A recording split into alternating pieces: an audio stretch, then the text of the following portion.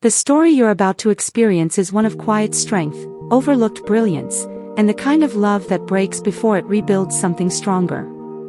It's about a woman who was invisible in the eyes of the one person she chose, and how the world eventually saw what he never did. Hello, my amazing viewers. Wherever you're watching from, London, New York, or somewhere in between, I'm really glad you're here. How are you doing today? And hey, before we dive in, have you subscribed to the channel yet? If not, go ahead and hit that subscribe button, because stories like this, you don't want to miss them. Amara Watson stood in front of the wide glass window of a high-rise office, her reflection faint against the city lights. Her fingers tightened around a folder she had worked on for weeks. Numbers, projections, strategies, every detail crafted with precision. Yet her heart wasn't racing because of the work. It was because of him. Across the room, Ethan Bennett laughed, confident, effortless, admired. The kind of man who filled spaces without trying. The kind of man everyone gravitated toward. Including her. Amara had loved Ethan quietly. Not loudly, not dramatically, but deeply. In the way she remembered his preferences, stayed late to help him meet deadlines, believed in his dreams even when he doubted himself. But tonight, something felt off. There was a whisper in the room. A shift. A tension she couldn't name. And then she saw it. Ethan, raising a glass, his arm wrapped around someone else. Not just anyone, Isabella Dawson. Beautiful, magnetic, the kind of woman who commanded attention without speaking. The room seemed to orbit around her. Amara's breath caught. The folder slipped slightly in her grip. And in that moment, one question echoed louder than anything else. When did she become invisible? Amara had always been the kind of person people leaned on but rarely noticed. The dependable one. The one who fixed problems before they became disasters. The one who stayed late when everyone else left. Her deepest desire wasn't fame or wealth. It was to be seen. To be valued. To be chosen. Ethan Bennett had once made her believe that might happen. They had started as colleagues, late nights, shared coffee, conversations that stretched beyond work into dreams and fears. He had told her things he didn't tell anyone else. About his struggles. His ambition. His need to prove himself. And she had listened. Always listened. But somewhere along the way, things changed.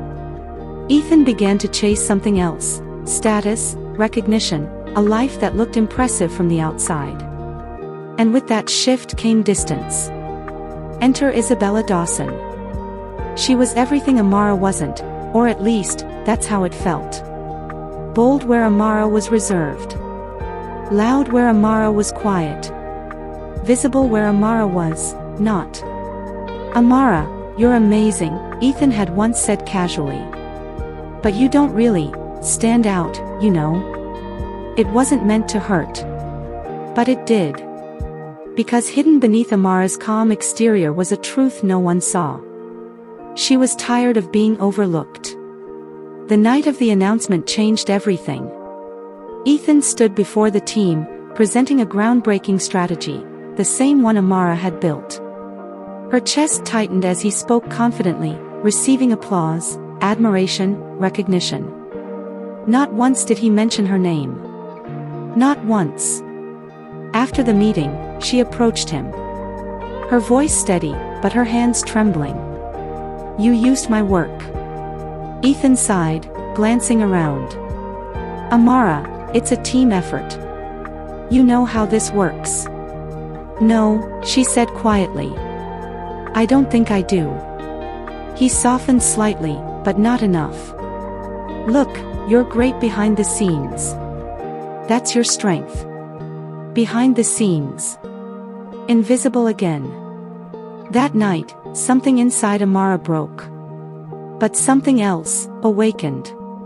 She made a decision she had been too afraid to make before. She walked away. The days that followed were heavy. Doubt crept in like a persistent shadow. Was she overreacting?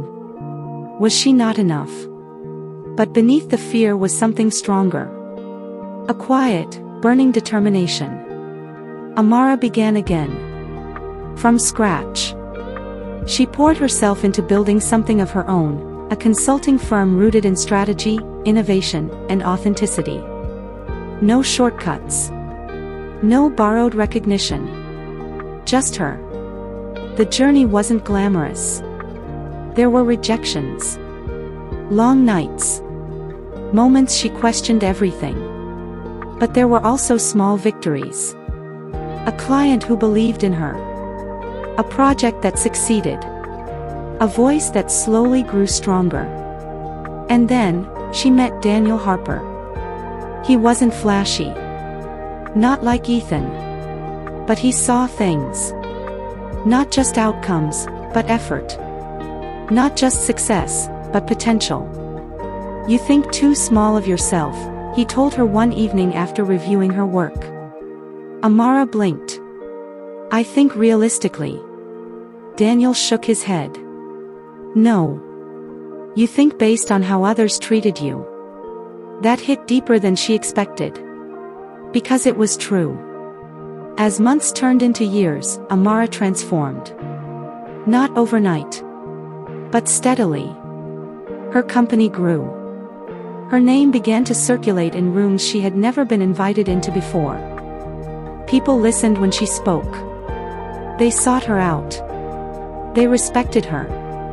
And through it all, Daniel remained, steady, supportive, honest.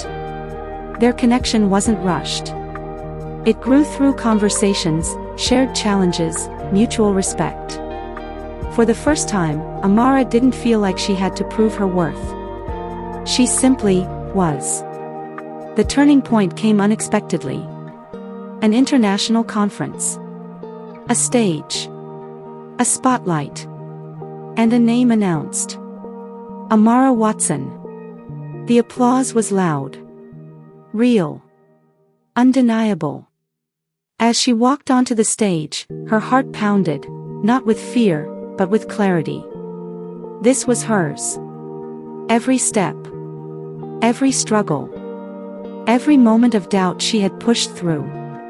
And then, in the audience, she saw him. Ethan Bennett.